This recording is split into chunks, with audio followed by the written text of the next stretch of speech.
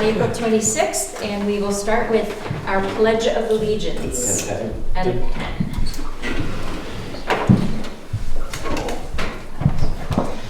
I pledge allegiance to the flag of the United States of America and to the republic for which it stands, one nation, under God, indivisible, with liberty and justice for all. Thank you. And I have Julie Atwell on the line here with us. Julie. We have a small crowd today, Small crowd. which is okay. So many people Love work for the everyone. town here. Approval of the minutes to start off our meeting. Did you guys have a chance to review, and do you have any questions? Well, I wasn't here, so sorry. That's true. No questions. I mean, I'm not sorry. I will make a motion to approve the minutes I then. will second. All in favor? Aye. Aye. Sign here, please. That was also a short meeting, so those to those if we get our stuff done. All right.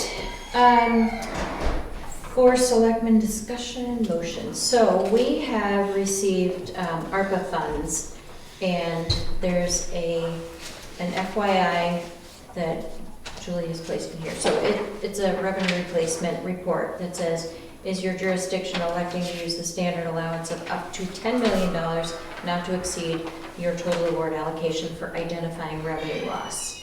And that's yes. And our revenue loss due to COVID-19 public health emergency was $90,033. And the question is, were fiscal recovery funds used to make a deposit into a pension fund? The answer to that is no.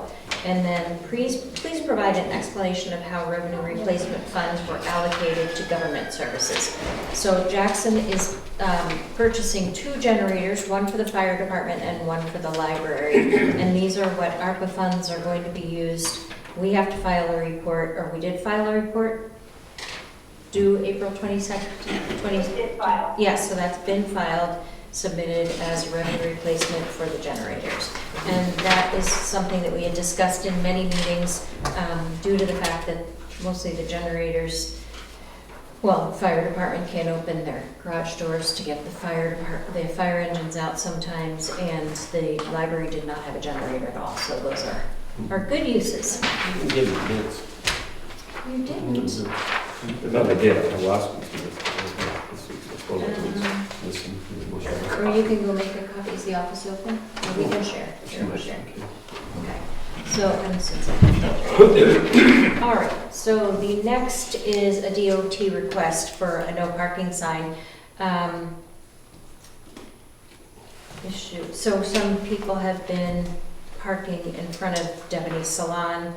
So the DOT wants to reloam and hydroseed the area in front of Devaney's in an effort to fix the parking issue, and they think it would be they would be helpful to have one no parking sign installed at this location. So we need to have approval by the select board in order to put up another sign. I would love to wonder if there would be any way to put up either a split rail fence or something that, you know, the fence that comes off of the covered bridge, it's sort of split rail. I'm wondering if there would be an effort to make a split rail fence along there and have it that green space instead of putting up a no parking sign. And I'm not sure if there's a setback rule for anything like that where we have to have Plowing might be an room issue in the between. winter time. That would be Yeah. difficult.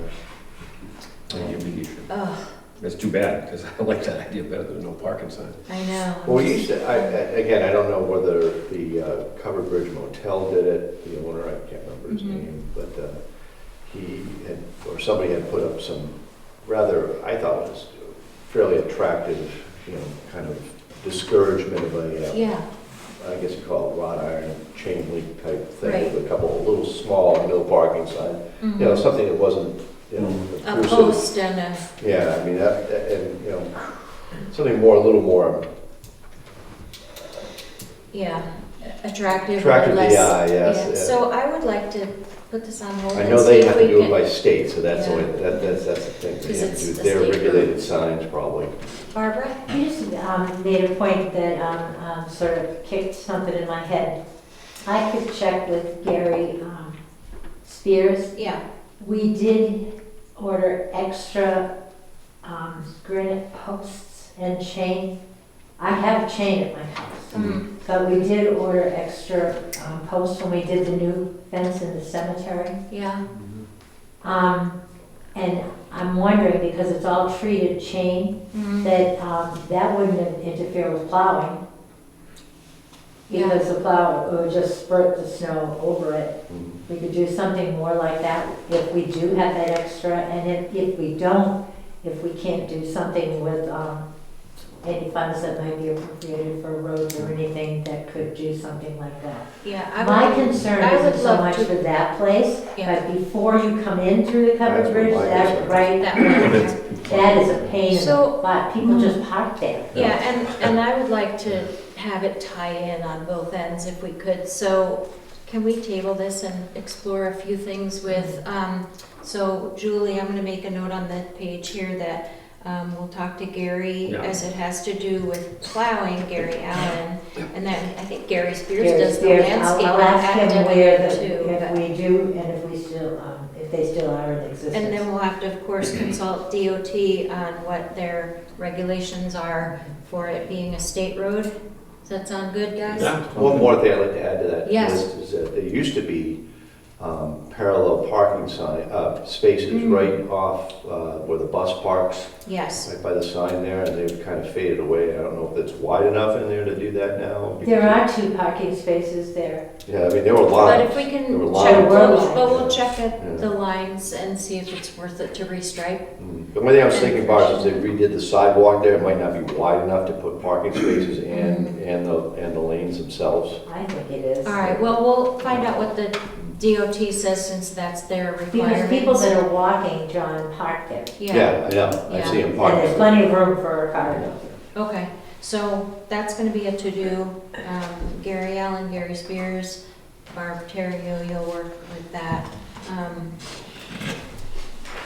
And see what we can do to not have one more sign, but have something more attractive. Tire spikes. Good idea. Tire spikes.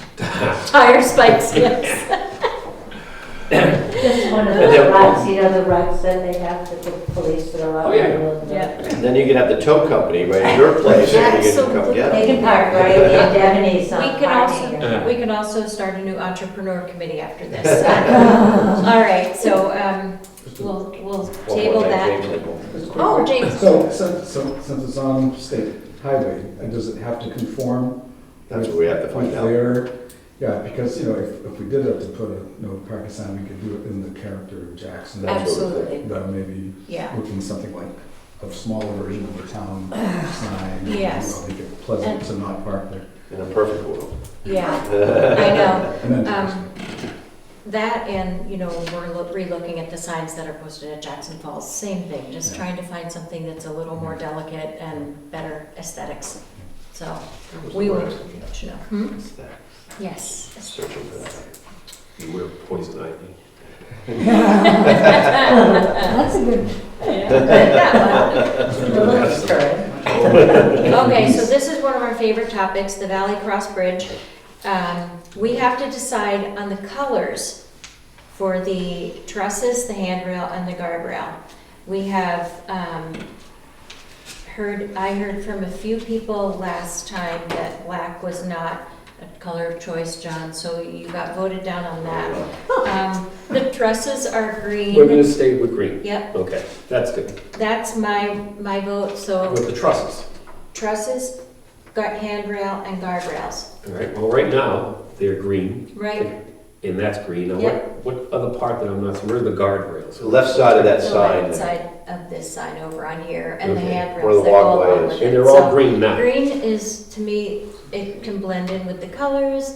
Brown can look a little dirty and, Can we and cameo rusty. it? Like camouflage Yeah, it? that would be extra. Green is very green. I think You know, green, I mean, it's but, been green forever. Yeah. I mean, when Yeah. we sandblasted those things back in the Yeah. 90s, and they were green before, and I Yeah. don't think they had been worked on for 100 years at that point, so, Yeah. yeah. is it gonna be that same old green that's there? Because that's really nice. That's a good Yes, question. because a big, Not a break, like, not a not a neon, Christmas screen, Not or neon. Forest yeah. green, so, and not even, yeah, I was gonna say forest green might blend, but if it's gonna clash with the trusses, I think that they'll be, I hope it's very logical, similar to what it little is now, and that's probably an aged look, but it's very attractive, and it shows up in so many paintings. absolutely, It really absolutely. changes. So green and then hue to match our beloved And trusses. a matte, not a glossy. Right, right. Antique. Okay, we are gonna vote on that one. I wanna know if everyone agrees that we should do a green that would match the trusses and a matte paint for the trusses, the handrail and the guardrail. I vote yes. I'm all for it. John votes yes. Good. Second choice. All right, thank you. And then the second thing is, they asked us about putting plaques up, and we did have one plaque on the bridge, and now we're considering putting two up, one on each end, so whichever end of the bridge you come from, you see a plaque that talks about the historic site of the bridge. And I think, in my opinion, I think that two plaques is a wonderful addition to that. Thoughts, John? Good? Good. Good. Joyce, did you have a comment? No, I Okay. don't, no, thank Okay, you. so that's a go, and we can get back to Burr and Stephen Langman on that. Can I just thank again the Historical Society for sort of keep pushing about this idea to keep the trusses and all of that, and it's happening, so it's a good thing. All right, so here we go. Okay, no, I'm kidding, I agree with you. It's taken a while, maybe a few more years, but we're almost there. The good thing though is, again, like you said, it's in so many pictures, Joyce, it's part of our history and Yeah. it's being saved, so. That's Perfect. The next agenda item is from the trustees of the trust funds to expend some money. So we are authorizing the transfer of $95,500 to be deposited into the capital reserve funds as listed. So $65,000 into the, that's out of the, no, we are depositing into. So into the road reconstruction capital reserve fund 0064. $15,500 into the police cruiser capital reserve fund 0027, and $15,000 into the solar reserve capital reserve fund 0072. I will take a motion to approve these deposits. So moved. Good. You want me to make a motion? Second. I'm second. All in favor? It's only been way 6 weeks. All in favor? Lost my Aye. mind. Aye. Frank is on vacation. Yeah. I'm gonna leave a book for you later. Yeah. Robert's rules. We never used them. Wow. There you go. All right. We'll get you back in this. Check the brain at the door. We're about there. Is it almost over? All right, so next thing is our request from this. So this is a withdrawals from the trust funds, and it's $1,374.01 from the police department equipment fund for invoices 10572593037 and 10570503556, both to Dell Technologies, and these are for equipping the police cruiser, I believe. No, these are computers for the police department. So I will take a motion to withdraw $1,374.01. And I'll make a motion to have them use it for the purposes outlined. I will second. All in favor? Aye. Got that one good. You can sign first. You earned it. On fire. Thank you, sir. All right. The next is an extended liquor license request for the Eagle Mountain House. So this is to serve alcohol outside of their licensed area to accommodate outdoor wedding receptions in the tent and outdoor barbecue events on the back lawn. And this is from May 1st through November 1st, 2022.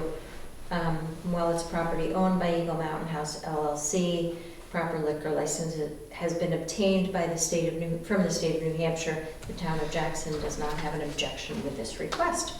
All tent walls will be closed the entire time the tent is up. While any amplified music is playing, noise levels will not exceed 90 decibels as measured from the center of the tent, in the tent as measured by a calibrated decibel meter, and music will not play any later than 10:30 p.m. Motion?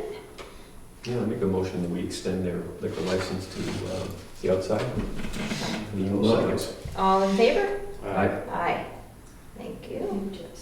Oh, the tents are up. The tent. The tents are like, the even some. They're already up. The tents are up. Wow. Yeah, so that.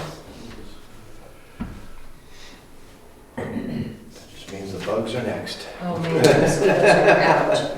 Well, the tents are up. I know, I said the bugs are next. Well, So- the peepers are up too. Yeah. And then The the- next, we have a notice of intent to cut, and this is for R16, lot 14 on Black Mountain Road, and it is for 100 cords. I'll make a motion to sign the intent to cut. R16, was it? R16, lot 14. About 14. I will second. All in favor? Aye. Aye. 426. For you. Okay. Okay, so there's one more item here that we had a quick email exchange on. We have the handmade gavel and the yes or no box that are part of Jackson's history. And so this box has been in possession of the town moderators prior to Ray Abbott and then Willis Kelly and now Jerry Doherty for more than 70 years. And it's reported to be over 100 years old. So we're talking about whether or not to store this in the town hall or in the historical society and loan it to the historical society.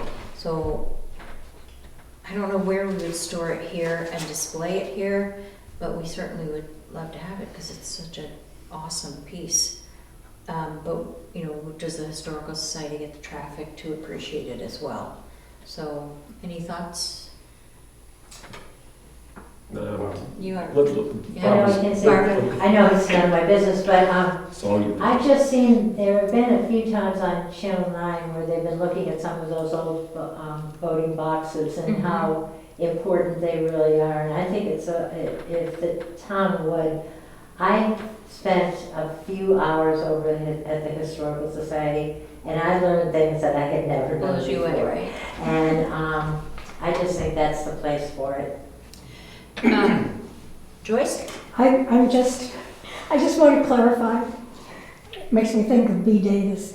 You said the town hall is historical society, but the town hall is where the historical society is. So I wondered if you meant the town office. Yes, and I appreciate you saying that because we had a discussion about that on the properties owned by the town because the old town hall Right. is that building. Bob So Temple yes, would love you. you're right. So I know, and channeling B is not a problem at all. James? Actually, so we send our guests up there all the time, and they come back raving about it, Oh, good. especially about Warren. He sits there holding court. It's very It's like, It's so wonderful. Yeah. What do Yeah, you so say? Only that B always, I just can hear her saying, there is only one town hall. and she's repeating also- Bob Temple. And also, saying that is not the honeymoon bridge. So we know that. Oh, we know All right. that too. And Ray Abbott would say it's not the old town hall. That's, it's not- the The- It's the So, town. I think you made a comment before the meeting about having a place to display it here, but I think what we could do is promote the historical society from here more by having a picture of it somewhere or something like that. You know, something to. It was only about traffic, because there's gonna be more traffic in these Yeah. offices Exactly. here, but there was really nowhere to put it I here know. to see it, so I think it's the best place. So, Julie, I think let's, I don't know if we have to make a motion or not, but if we could draw something up, maybe we'll make a motion at the next meeting to loan it to the Historical Society? Yes, will do. Perfect.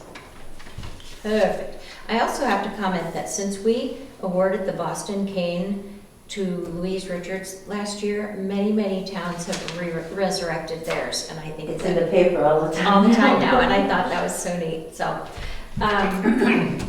The facilities committee is just on our agenda as a pending item. So we had our first meeting last week, and I haven't put minutes out yet, but I will. We have easily 20 to 25 people on the list and the committee, and all areas are represented: residents, schools, conservation commission, emergency management, the planning board, the select board, etc. So it was really awesome to kick off this meeting.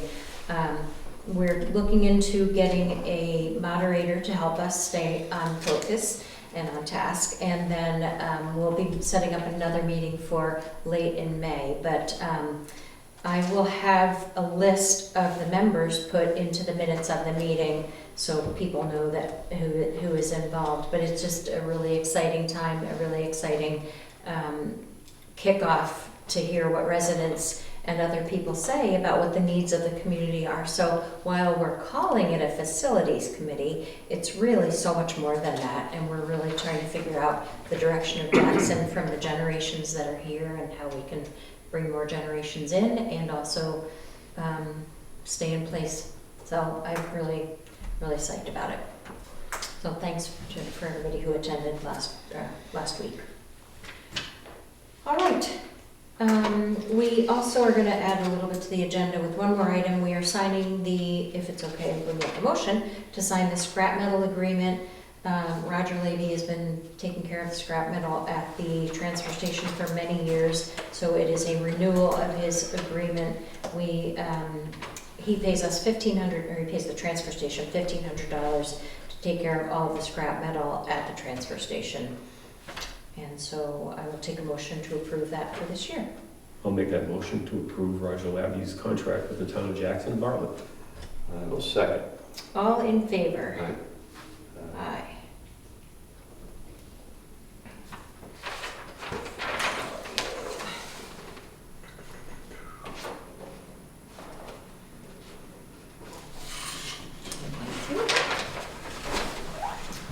Alrighty, moving on to our short-term rental folder here.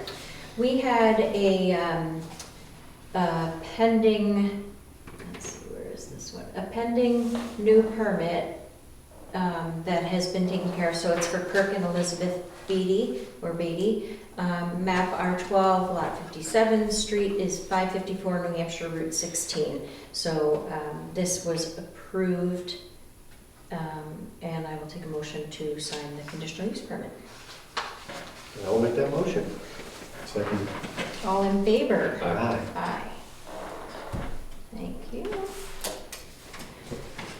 And the next one was a pending violation notice that we had for 18 Spring Street. And this goes back to December 31st of 2021, where there were, at the Solkowski's property, there were vehicles parked at the picture, and the violation was that that one parker was infringing on someone else's personal property. This went in front of the zoning board, and as they appealed the violation, and the appeal was upheld, and so there is no violation for the Solkowskis for parking, because the vehicles that were parked there were owned by the owner of the property. For the third violation. Third violation. Third violation was a member of the family.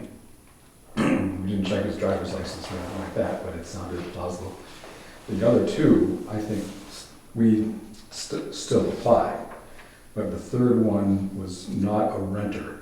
It was a family member who could not get up the hill. And that's just a whole sibling thing, because it's a private road and they've got to slug that out themselves. Who plows how far? So So the parking came at a time when it was hard to park in their own parking lot, so there were other places that they had to park? they had, well, there were a couple instances where people drove off into a ditch.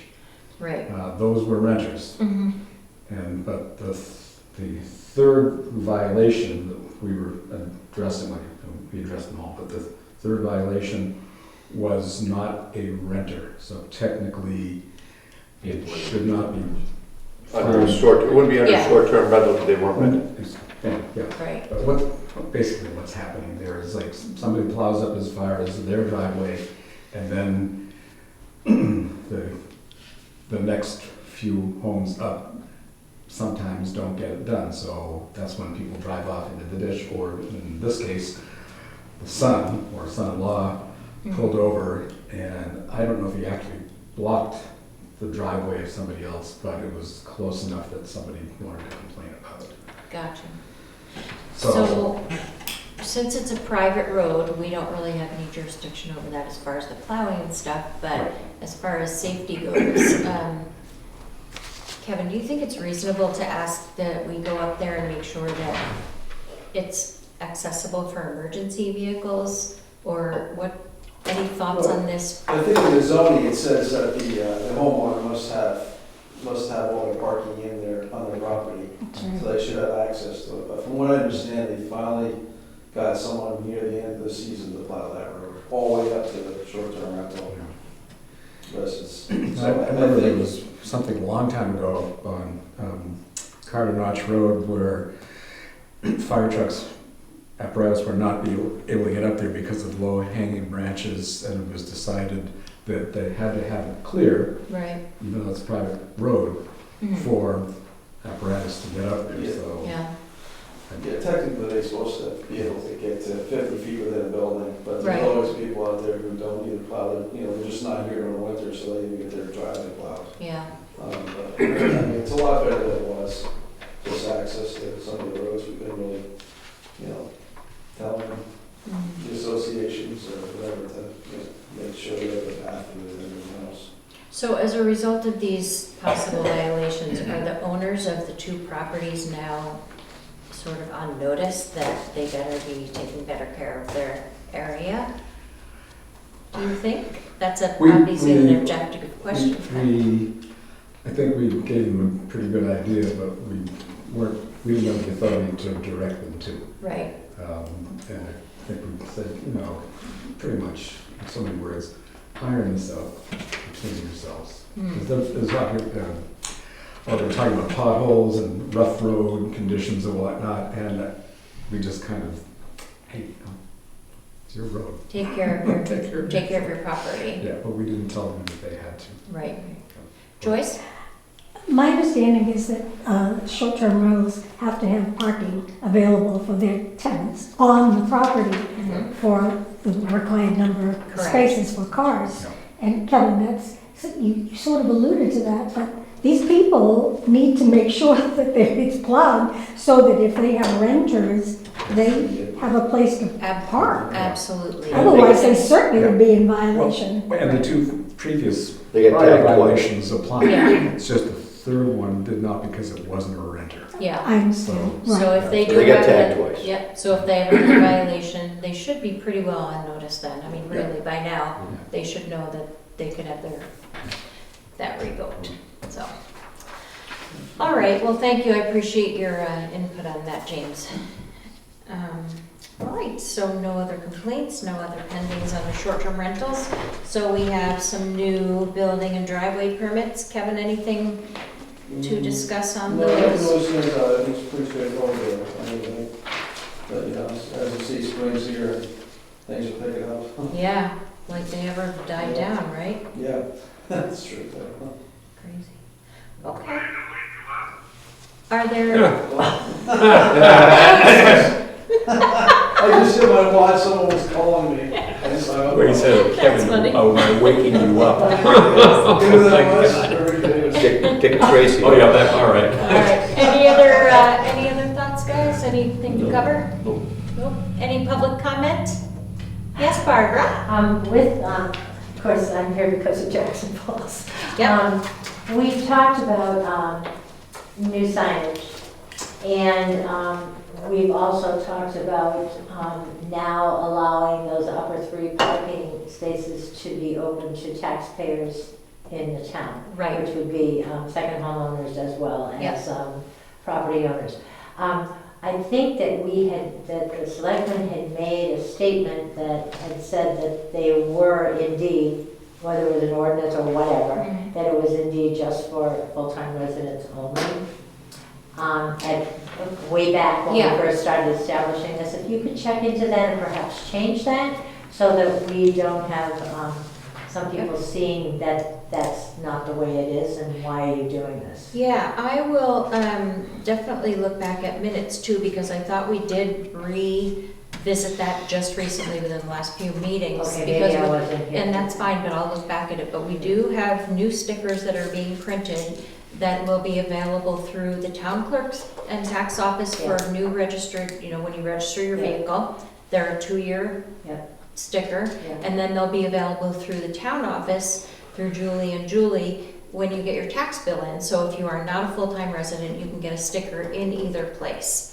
You can't get more than one for, each vehicle and stuff, but that will be available. Then I have on my list to call the Conservation Commission to work on signage and verbiage and consistency and aesthetics, so we can try to get the right signage across there.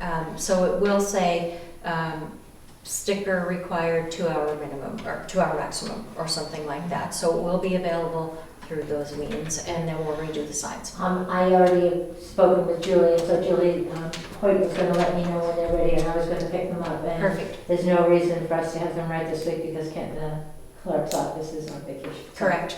So But, we're yeah. in cahoots with that, but I just wanted to make sure that if that ordinance hadn't been changed, that it does get so we don't get some confused people. Absolutely. So I think that if I left anything out right now, but if we could make sure that's in the minutes for the Jackson Falls parking, that it is available to property owners as well as residents with Jackson driver's license and a car registration.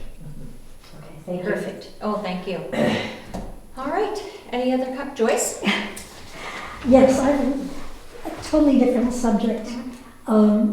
Because Huntley and I are not here in March, we can't participate in town meeting voting or the school voting.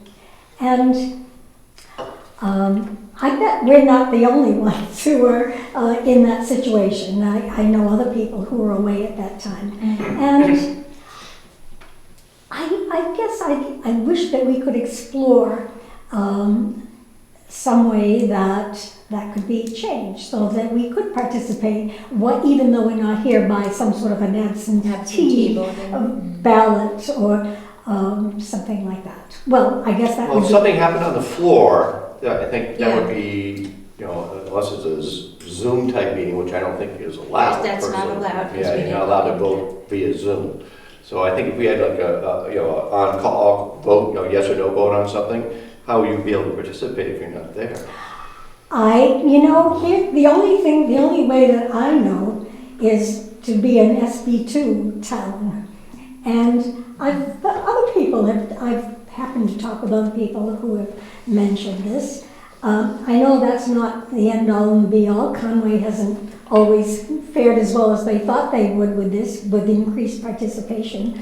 But is there some other way? And I don't even know if SB2, I was trying to think, does that apply to the school as well in Conway so that when they vote on, I think it is, because they It does, vote yeah. the school budget, so it must be. I don't think you vote absentee though. No, but, for example, their meeting is later. It isn't in March, it's in April. I was kind of hoping we might do the May meeting again this year. But I don't know, maybe that's a possibility to have the town meeting. And I know this is a selfish thing, and I'm sure people would say, No, that's your problem. it's good. You're not It's an awful here." time of year up here. We all know it's awful. But it could some exploration take place? Yeah. And see if there might be some options for people who are not here so that we could participate in the warrant articles. I know we can vote on ballot things, That's a but possibility. Yeah. That's a counted Yeah, ballot at the that's a time counted of the thing. Yeah, you know what, I think that is worth looking into as virtual meetings become more popular, and we did talk about doing a possible Zoom so people could Zoom into the town meeting, but we discovered easily that they wouldn't be able to vote. You or can't vote anything. anyway. And then Right. Hank talked about his live streaming ability, so we did rely on that. But like I said, as things move forward and things change, we'll keep up with that and see if there's any way to do absentee voting for at least the things so even if you're not here, you can vote. And then on the things that are voted at the time of, is there any type of And way with to do school too, I want to make that part of it because Yeah. it seems like such a big part of the budget goes to is. the school. That's a very important Yep. meeting to attend, and again, I'm not here. that? And theirs is even a little It's earlier usually than a little bit ours. earlier than Yeah. the town meeting. March 2nd, I think it was. And That's a valid point. Yeah. Is there, just like we're first in voting here when it comes to in the elections, the national elections, does the town meeting have to be in March? It is, it's the second Tuesday after, I mean, but- or but something like that, so we don't get a chance. When was, I know it's always been that way, Yeah, but I know the more and more and more, especially with the senior population here in Jackson, that they're gone. I They will- I'll check won't with be Jerry. there. They Yeah. won't be there because it's snowing or Yeah. it's. But it was in May. But I know that was because of well, that was COVID. because of Right. COVID. Right. The reason why we didn't do that again too, besides the fact that we didn't have that option, was because the budgets are approved and the budgets are as of January 1st, so it really does It delay impacts things that. almost half a year. So that's really important when it comes to wage increases, capital expenditures and funding. So that's a big part of it as well. But, like I said, don't ever say we haven't done it before, or that's the way it's always been done, so we're not gonna change Yes, it. I remember you saying Yes, that. absolutely. So I'll ask Jerry Doherty to check on a few things as the moderator, and we'll see what the differences are between our current status and an SB2 town, and just get to answer all those questions. And are you going to have a selectman's representative to the school board as you do to some other boards? Actually, Jen and I have talked about, Jen Anzaldi and I have talked about that. Yes, I couldn't make the last meeting, but I do plan on going to those You meetings. do. Whether or not we have an actual liaison, though, we haven't talked about that. What do you guys think? We've never had one for the school since I've been I on the think board. it's time. It's I time. think it's Or it valuable. seemed like this year was especially a big surprise Well, I to. think that when Jen and I had talked about it, we discussed that having a representative on the facilities committee, because the school had such a large initiative and we had such a large initiative in the town for the fire department. We're like, how can we both do this and not know what each of us are doing? So we talked about being more communicative between the two school boards, school board and the select board. I'm definitely going to try to go to as many of those school board meetings as I can. And I don't know whether they're going to reciprocate by coming to these meetings as well. So that's something I'll chat with her about. But I also wanted to say something about a comment that was made at the facilities meeting, and something I just was talking to Hank Benish about before this meeting.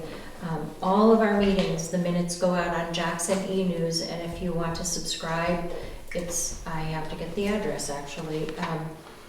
But subscribing to e-News is a wonderful way to get all of the minutes for every meeting that is held for any legitimate committee and sanctioned committee in the town. Hank Benish's Jackson Flicks is every video that he attends for every meeting as well. So there is and also the town website. So all of the meetings for all of the committees are posted on there. So there are 3 reliable resources to get electronic recordings and minutes for all of the meetings. And if you really need to you need to dedicate yourself and spend the time to doing it, but it's worthy because there are a lot of things. And then you can also look at the agendas and see what's on there. So if there is something that's large and of interest, educate yourself on that. Or call the town, they can mail something. And that's very true. That's to listen or watch the minutes of the meetings. However, you can't it's not the same as being there to give your opinion. So if you have an opinion about something, you need to show up. Absolutely, and that's why we're going to continue doing Certainly you could do it in writing though, I mean, something could be read during the meeting, town meeting, it's nothing, or you could have somebody else, a proxy, read your letter or something, I have an issue.